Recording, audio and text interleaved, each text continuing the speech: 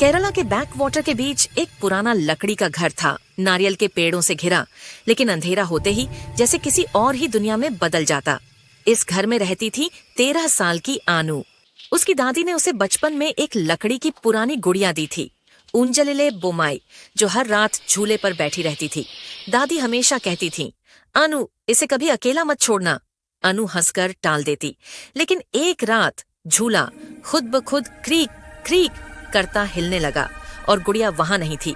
आनू ने सोचा कहीं गिर गई होगी, लेकिन तभी उसकी रीढ़ में सिहरन दौड़ गई। कमरे के कोने से किसी छोटी लड़की की हंसी सुनाई दी। वो हंसी इंसानी नहीं लग रही थी।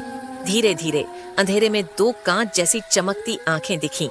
ओनम की परंपरागत सफेद साड़ी पहने एक छोटी आकृति बाहर आई, आधा चेहरा जैसे जला हुआ, और उसके हाथ में थी बोमई गुड़िया।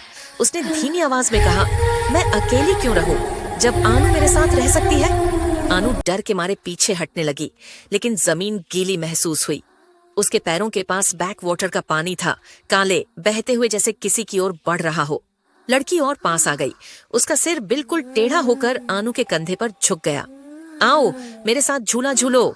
कमरा अंधेरे में डूब गया। अगले दिन घर खाली था। झूला धीरे धीरे हिल रहा था और उस पर बैठी थी बोम्मई, लेकिन इस बार गुड़िया की गोद में एक नया चेहरा तराशा हुआ था।